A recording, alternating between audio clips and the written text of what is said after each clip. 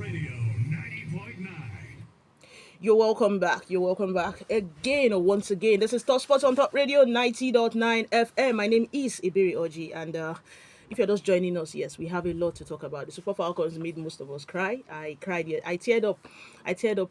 That day. It was hurtful. Like it was painful. It was ah. I was not expecting us to go, get eliminated in that manner. Do you get? I understand Cameroon, they've done well for themselves, but then again, this is the Super Falcons now, right? But then at the end of all of this razzmatazz, reality check happened. Did we prepare well? What was our preparation like in preparation for this WAFCON? Did we look at it as though, okay, fine, it's as usual. It has always been our birthright. As it stands now, Obi will not always be a boy. He will never be a boy for the rest of his life. Obi will grow up to become a full grown man, right? So are we playing catch up or are we progressing in terms of making ourselves consistently, or at the top level? The likes of Messi, the likes of Ronaldo, I don't think they became what they are today by being, how do I put it? I don't think they became what they are presently by just you touch the plough and you go back. They were not consistent. Consistency has made them become mentality monsters. Like they are up there. They keep advancing, they keep progressing, they try as much as possible to continuously remain relevant. They are not outdated. Look at the Super Falcons heading into this competition. All hope, we said, okay, fine, they could actually make 11th. Even if they don't win, most definitely they'll be amongst the last four that will make it to, get this, clinch the automatic ticket for Brazil 2027. Our first game was shambolic. The second game, we just scored a goal against Zambia. The third game, we played, but it was against a very bad side. That was Egypt. We scored 6 goals, and Egypt scored 2. But of course, Egypt didn't win any game, so I wasn't even surprised that this is an Egyptian side that lost 6-0 against Zambia. Against Zambia, when we met Zambia, it was just 1 goal we scored, right? It wasn't a good competition for us. And look at the way and manner we considered the goal, the free kick at the 19th minute. I don't understand. I know Chiamaka has been top for us. You're building a wall, and you stood behind the wall, and it was as though it was the free kick was like a penalty kick. To be honest, it was like a penalty kick. I know people make mistakes. I know we'll make mistakes. I understand she as well. I don't think she'll look at herself in the mirror and be happy that she made such mistakes. Do you get? But I believe there's always room to become better, which is something that I would always hold there, because I don't understand the persons that have been on socials, bashing her, saying a lot of hurtful things. I heard she blocked a lot of persons, and which I totally support. There is a line you don't cross. We are all human beings. There's no one there that would say he or she has never made mistakes before, even when it's detrimental. It has happened over and over, and it would always happen. And I'm not using that as a yardstick to always make mistakes. No, people make mistakes, for crying out loud. Please, those people bashing her and all that, kindly cut her some slack.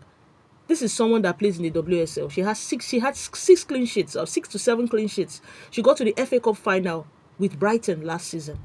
In her first season in the WSL, cut her some slack. Most of the persons out there that are, I know they have constructive criticism and they have destructive criticisms. When you're criticizing, you're now body shaming, doing a lot of very hurtful things. This is beyond now. This is now it's you're not being hateful, and it's not good. It's not good at all. It's not good at all. You can constructively criticize someone.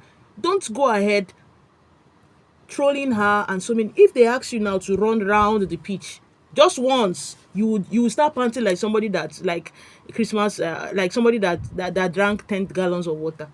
Please, I beg you guys should.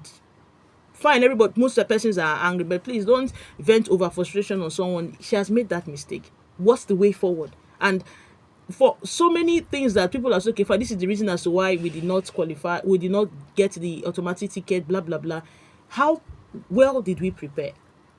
How well did we prepare? The preparations towards this WAFCON, knowing that it's one of the one we won last season was nice, because we broke history. The last time we played WAFCON, we broke a lot of history. But then again, this was a bigger one. This was a big one. And I'm looking at this now. So the bigger picture, Nigeria 2026 has produced back-to-back failures, to be honest, like across almost every national team, excluding of course the under 17 for the women and under 20. They've done well. They've qualified for their own World Cup.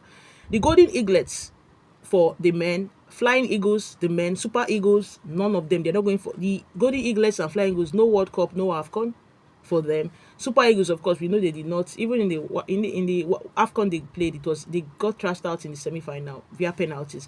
World Cup, they did not qualify for World Cup. And now Super Falcons that we always used to, like, okay, fine, the ladies are doing well. They failed to clinch automatic tickets. Is this a pattern of bad luck, or is this a systemic crisis in Nigerian football? Is this a pattern of bad luck, or is it a systemic crisis in Nigerian football? I've got a couple of questions here we'll be asking ourselves, like, in the course of the show. Would ask and hopefully open up the phone lines for our listeners to call in and give their 2 cents, because is this a pattern? That's the question. Is this a pattern, or what do you think? What do you think? The Super Falcons edition, they have never missed the WAFCON semis in 14 editions until now. Like I said in the course of beginning, as I started the show, it has always been something we've done. We've been there. So are you saying now it's over familiarity? We'll just go there. There's no need to prepare them. They would always get that ticket to the World Cup. Is that what we are saying?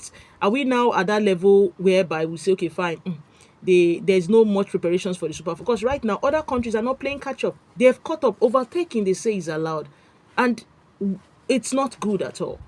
The first question is, what went wrong against Cameroon that the team of their pedigree couldn't solve? What do you think, as football lovers, as football fans? What do you think went wrong? I want us to express ourselves now, but please, when you're calling to start calling people names, I might just yank you off, because I'm not here to call people names. Do you understand? You can actually make your points clear, make your points known without being insulting to people. I beg, please. Put yourself in. If the tables are turned, as people start calling you names, I don't think you would enjoy it. So the first question is, what went wrong against Cameroon that the team of their pedigree couldn't solve? 0913 697 3485. 0913 697 3485. Then if you want to send us an SMS or WhatsApp, you could do that via this number, 0810 I'll take that again. The SMS WhatsApp number is 0810 What went wrong? What is the thing? What do you think? What went wrong that the Super Falcons of their, as in Super Falcons, you can see their pedigree. What is the thing that went wrong against Cameroon that Super Falcons could not solve? What do you think? You watched that game, you rewatched it, because I had to go back on Monday yesterday. I had to watch it again to see what really happened. What happened? I know the free kick, what we did. What exactly? What do you think? What are your thought process? Please, I didn't. Ghana played FIFA series as well, as in they played against big sides, and we are playing Senegal. I'm not saying Senegal is not a good, but you are the best in Africa. You've conquered Africa 10 times. Out of 13 editions, you've done it 10 times.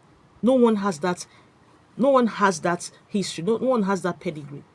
I was expecting pre-friendlies or international friendlies to be against the likes of Spain, England, like big countries, Italy, Germany, Netherlands. You flex muscles with the best. Please stop calling the WhatsApp line. It's not for call. You can send us SMS or WhatsApp message. Please, if you want to call, it is 0913 697 3485. 0913 697 3485. Hello, good morning. Thank you.